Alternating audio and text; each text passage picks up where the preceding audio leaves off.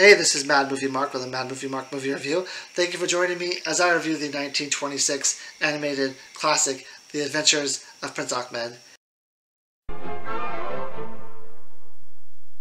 Hey, thank you, I appreciate that, and I'm not going anywhere. The Adventures of Prince Achmed has a 100% fresh rating from the critics on Rotten Tomatoes and a 90% fresh rating from the audience. I'm currently reviewing every movie that has a 100% fresh rating from the critics. This is based off the fairy tale 1001 Nights. You may also recognize the source material from Aladdin and The Thief of Baghdad, which I have already reviewed because it is also 100% fresh. This movie uses silhouette-style animation and is considered to be the oldest full-length animated film still in existence. There were two other films that predated this one, but they were lost forever. Now, this movie starts with a sorcerer who conjures a magic horse, and he goes up to the Sultan, and he says, "Look, I have this great magic horse. You'll be the talk of the town. You'll be the big guy on campus if you trade this horse for me. Let's do a horse trade."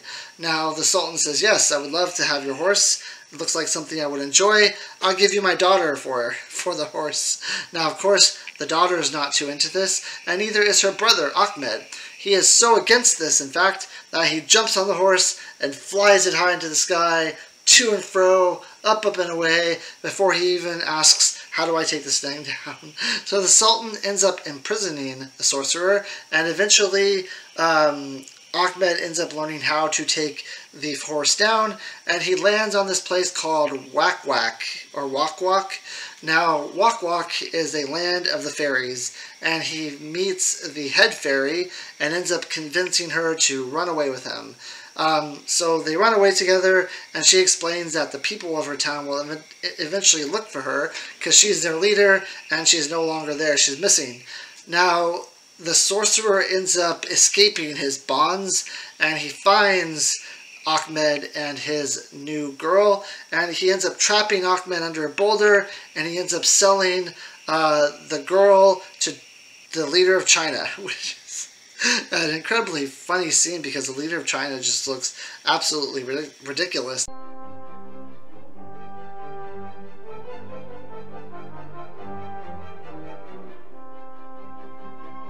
That it's hilarious. So eventually Achmed escapes his binds, he escapes the boulder that he's underneath, and he tries to go to Wak Wak to save this girl, but when he gets there, the gates are closed, and it says the only way to get into the gates is to be a man named Aladdin with a magic lamp. So, as luck would have it, Aladdin's not that far away. He ends up finding Aladdin, but then Aladdin explains that he no longer has a magic lamp. And here's what happened. He was approached one day by a sorcerer, and the sorcerer said, "I need you to go to this cave, because you're the diamond in the rough, and I need you to go into this cave and get me my magic lamp." So he agrees, "Yes, I will do this, I'll go get you a magic lamp." So he goes to do it, and he ends up finding the magic lamp. He climbs out of the cave, and as he gets to the top of the cave, it starts to collapse or close in on him, I believe. And Aladdin is all like, "Save me, sorcerer, help me get out of this cave." And the sorcerer's like, "Only if you first give me the lamp. Give me the lamp and then I'll get you out." Now, Aladdin can smell this from a mile away, that this doesn't smell right, so he says he refuses to give the lamp until he's saved. At that point, the sorcerer says, "Well, I have other means of getting the lamp," and he lets him fall into the cave. When he gets into the cave, he realizes that this magic lamp, a genie comes out of it. So he asks the genie, "If you can take me home and get me out of this cave." So he takes the guy home, and then when Achmed comes to, he doesn't know where the lamp is anymore. It's lost. Now, the brother ends up realizing that it was the same sorcerer who did this, and also who tried to trick Aladdin. And he says, "We're going to get you that lamp back, kid, don't worry." They end up running into the Witch of the Flying Mountain, whose arch enemy is this sorcerer, and they ask her for help.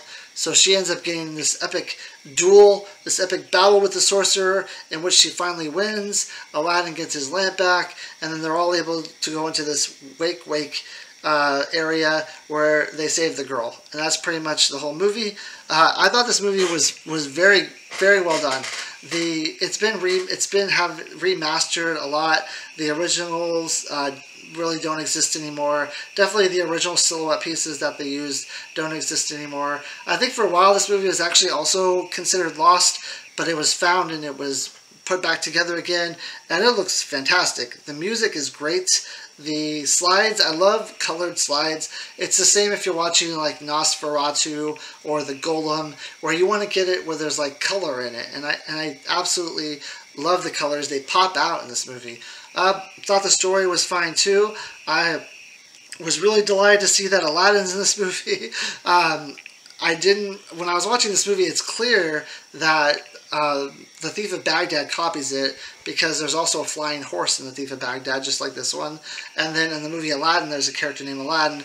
And then I didn't realize this was all based off a fairy tale. In fact, when I reviewed The Thief of Baghdad, I said that Aladdin stole from that movie, but really they both stole from 1001 Nights, which is fine. I just find it to be very entertaining. The movie's pace kind of was a little slow at times for me, but other than that, I thought this movie was really good. It's amazing the kind of story that you can tell by just using silhouettes, and how you can actually get people to care about these characters when they don't actually like move or do much, because they're like silhouette figures. And in order to have those kind of figures come to life and be meaningful, and for you to have feelings about them, is really saying something. And the director here did a phenomenal job. The people who restored this movie did a great job.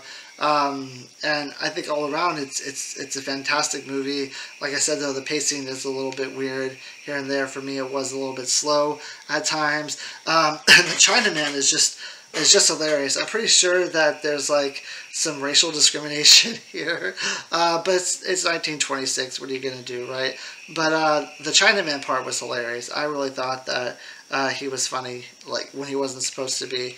And then the fairy tale leader is kind of like a Princess Peach here, where she like keeps having to get saved over and over again, which is fine. And I'm actually surprised at like how much depth is in this movie for something that was, like I said, it's just silhouette animation, but it's like an hour and 7 minutes. There's a lot of depth in it. The characters actually you actually feel what the characters are going through, which is bizarre to me. I'm really surprised that they were able to do this.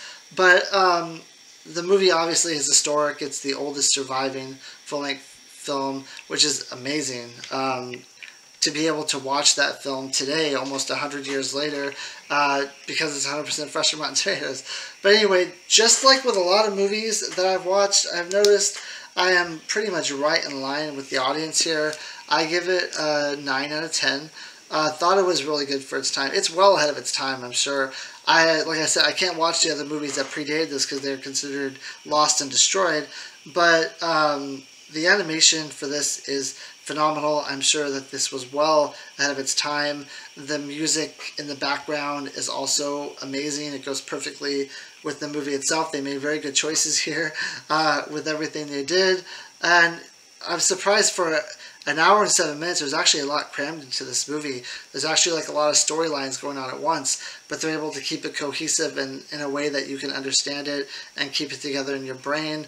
They do a really good job of it. Like I said, I enjoyed this movie a lot. I'm really happy that I watched it. I'm glad that it's 100% fresh, because it wasn't on my radar before. I've never heard of this movie until I started doing this list, which is true for a lot of the movies on this list. But anyway, I give it a 9 out of 10, which I think is a pretty good score, personally. I hope you join me next time when I review the movie Mirror, 1973.